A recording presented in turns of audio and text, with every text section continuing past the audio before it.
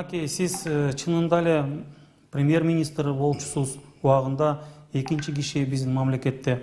Ушул азыр Кытайдын карызын төлөгөнгө, деги эле ушул олигархтарды, ушул чоң кишилерди куздурганга кандай дагы бир фамилияларды айта аласыз? Ошолор мындай аябай бай деп. Биринчиден, сыймык өтө жаңылат.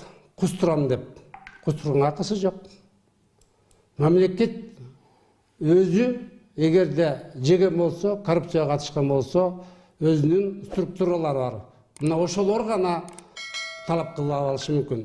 Ал эми бул мен кустурам деп элди кооз тутуп, элди алып чыгып, элге бастырып, азыр өзүңөр жүргө баштырып уруштуруп койгон бул болбойт.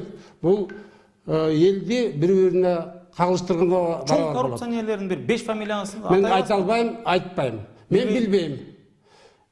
Бир нерсени айтып коеюн. Бизнестин көзүн көрүп, жаңы бизнести таап, ошонун бутуна коюп, өстүрүп, мына Салымбек Азамат кеткен жигиттерибизге биз мактанышыбыз керек, аларды колдошубуз керек. Ал эми Сыймыктын аракети бул өтө кооптуу, өтө начар, өтө биздин республикабыздагы өнүгүүгө бөгөт кое турган нерсе. Учурдан пайдаланып айтып коеюн, мен декабрь айында Астанага бардым. Ошол жакта кыргыз диаспорасынын өкүлү менен жолуктум. Анан эмне бизнес кылып атасың десем, баарын айтып берди. Мен ошондо айттым. Сен анда Кыргызстанга барбайсыңбы? Ушу бизнестиңди ошол жакта жасабайсыңбы? Эми все-таки патриотусуң да, баары бир тиги кийин келесиң да десем, ал айтты. Мен Кыргызстанга азыр барбайм. Барсам биринчи мамлекеттик органдар, налоговый органдар акча сурашат. Экинчиден, Кыргызстанда криминалитет өнүккөн. Тартып алышат. Үчүнчү, жөнөкөй адамдар өсүп бараткан, жакшы бизнеси бар адамдарды көрө алышпайт. Мына ошондуктан Кыргызстанда стабилдүү, дүйнөлүк өнүккөн мамлекеттердин деңгээлине жетишмейинче мен барбайм деп айтты да.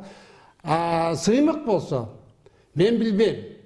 Ким ага ушинтип үйрөтүп атат, же болбосо алар менен Кудайдан түшкөн Мухаммед пайгамбардын полномочиясын алыптырбы?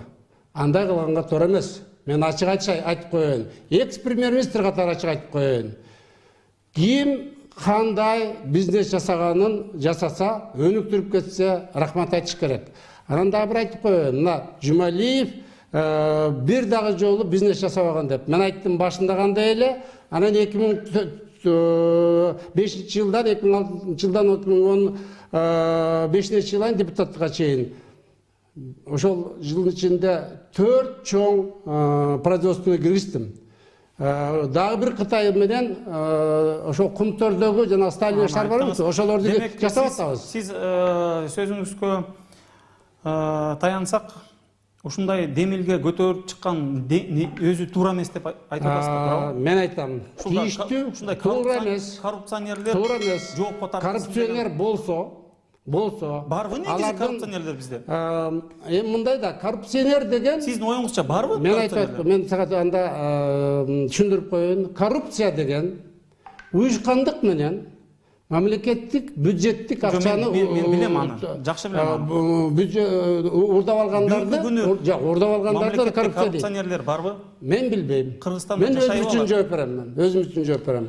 Ошондуктан ошол силер бараткан жол бул сөз түрдө кагылышууга алып келет. Айтты, айтпады дебесин. Ошондуктан этият болгула. Ошол сиз кагылышуу болот деп айтып атпайсызбы? Ошондо ошол байлар менен кедейлер кагышабы же ким кагышат? Жок, силер айтып атпайсыңар. Мына тиги ошол эле Сыймык айтып атат. Ой, балдар, давай, чыккыла. Барабыз дагы, анан кийин Жумалиевдин үйүнө кирип, тиги нотариус алып барып жастырып алабыз дейт. Ким полномочия берди ага? Ким берди? Кимден алып тұр ошондой полномочияны? Эгерде сот чечсе, мына отургузгандардын көпчүлүк имуществосын соттун чечимине алып атат. Соттон башка эч ким бирөөнүн имуществосуна киргенге болбойт. Акысы жок. Закон ченемдүү гана, мыйзам ченемдүү гана жетпеген байлыгыңыз эле бар турбайбы? Экинчи суроом, алдагы ушул социалдык баракчама келди. Дароо эле мелис сен ушул намаз окуйсуң өзүң, даарат алып туруп, ыйык Куранды алып туруп, Кубанычбек байкеге карматчы дейт. Айтсын, мен ушунча жылдан бери абдан чоң кызматтарды аркалап келгенмин. Эч качан мен коррупцияга малынган эмесмин. Коррупцияга жол берген эмесмин. Пара алган эмесмин. Чет мамлекетте эч кандай мүлкүм жок деп ушундай Сыймык Жапекеев айткандай бир топ миллион долларым, миллиард деп айтпай эле коеюн, миллион долларым жок деп элдин алдында айта аласызбы деп мынакей мен өзүм менен Бисмиллахир-рахманир-рахим. Бисмиллахир-рахманир-рахим. Мынакей ыйык Куранды мен ала келдим аманат катары. Ушул жерден сиз айтсаңыз, азыр мен сүйлөп бүтөйүн до конца. Ушул ыйык Куранды ыйык орозо убагында колуңузга кармап, кыргыз элинин алдында мен эч качан ушундай коррупцияга малынган эмесмин. Мен таза иштеп келатам. Жанагы айтпадыңызбы, инилериңиз чоң бизнестери бар экен, ошолорго эч качан мындай көмөктөшкөн эмесмин премьер-министр убагында, аппаратты жетектеп убагында. Деги эле ушул мен мындай агыман ушунун баарын тапкан деп ушуну айта аласызбы? Бирок мынакей эгерде сиз калп айтып койсоңуз, мен мына ини катары айтып атам да, ушул ыйык орозо убагында калп айтып койсоңуз, анда ыйык Куранды алып туруп түз эле анда тозокко түшөсүз. Оң кол менен берейин. Урматтуу кыргыз элим, урматтуу ошол соцсетте отурган көрөрмандар, мен Жумалиев Кубанычбек Мырзабекович 1992 жылдан 2005 жылга чейинки иштеген учурда бир дагы коррупциялык ишке катышкан эмесмин. Экинчиден, менин туугандарым сурап келгенде интеллектуал деңгээлим менен идеямды айтып, бирок алар өз эмгеги менен өз тапкан акчасына сатып алып иштеп жатышат. Менин ошол мусулман катары айтайын дегеним, кайсы учурда болбосун, так, эң таза жана эч кимге акырат келтирбеген таза жүргөн адам катары жүрөм. 2005 жылы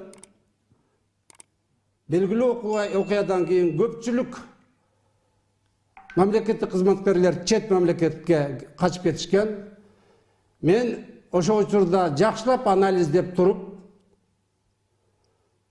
ошол 13 жыл бою бир дагы финансылык мүчүлүштүктөргө алып келген бюджеттин акчасын жеген эмесмин, эч кимге жамандык кылган эмесмин. Ошондуктан мен эч жакка кетпейм деп, көкүрөгүмдү бийик көтөрүп, эл арасында жүрөм. Ошондуктан мен Куранды карматып айтам. Менин эч качан 2,5 миллиард доллар акчам жок.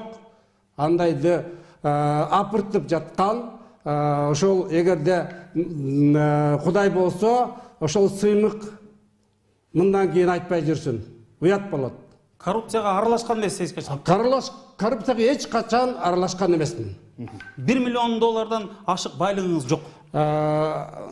Мен айтпадым мен. Жок, ошол айтып коюңуз. 1 миллион доллардан мына ашык байлыгыңыз жок. Ооба, 1 миллиондан ашык байлыгым жок. Эми мусулманчылыкта бир шарт бар. Бул Куранды кармаш арзан нерсе эмес. Экинчи, андан оор бир өнүгүш бар. Жанагы калп үчүн мүрзөнү тегереткен бир шарт бар да. ушинтип эфирде элдин алдында туруп ушунчалык